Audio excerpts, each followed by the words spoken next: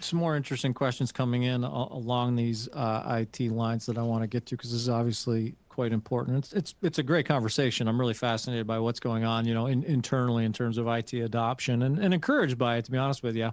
One of the questions I wanted to get to is from Amy. She'd like to know, and I assume that this is super relevant because everything's regulatable, right? Like, especially you guys know this in CMC, right? You bring in a new system, bring in a new technology, make any slight change, and it falls under the auspices of regulatory bodies. So how much application qualification needs to be done on a PDIT system versus a production CMC IT system? Or does it change the game? The PD IT systems, we do enough for fit for use and working them with quality of how we're going to be able to transfer that information over to a more CMC environment to make sure all the bells and whistles are around it. But we do that more through a document management type system. When you get into which is then a validated system and the like. When we get into CMC, there's IT and CSV is one of our favorite friends. We spend quite a bit of time with them defining how we're going to validate these computer systems, the databases, everything that goes with it, because those are going to be directly impactful to our regulatory submissions and manufacturing systems, and we're going to be drawing regulatory conclusions out of these data sets. Yeah. Brian, anything to add there? Well, I completely agree with what Blair said.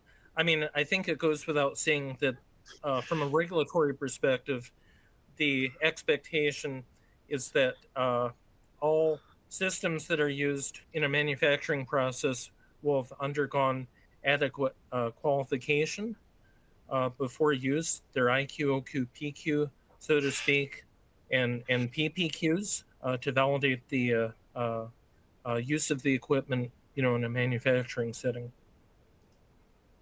I know this is a sticky one, but it's a great question from Chris, and I'm going to ask you both to be as transparent as you're legally and comfortably allowed. But you know where I'm going with this. What kind of investment are we talking about to set up data infrastructure to enhance data analysis and tech transfer? Again, difficult question to answer, but can we talk ballparks? Can we talk sort of like, what the progression looks like over time, the cost associated with the adoption of these technologies? You can go first, Blair. Because I'm just a regulatory guy. I don't do budgets, so. Yeah. So you're easily into the millions of dollars just to set up contracts, infrastructures, licensing fees,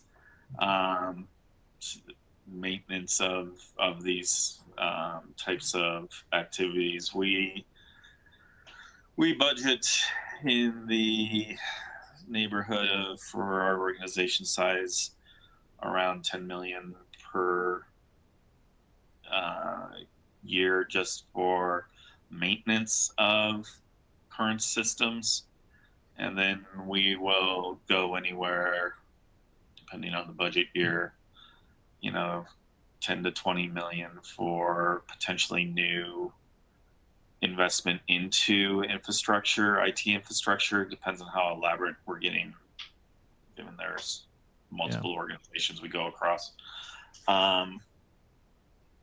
So it's a significant chunk of money that we're investing in.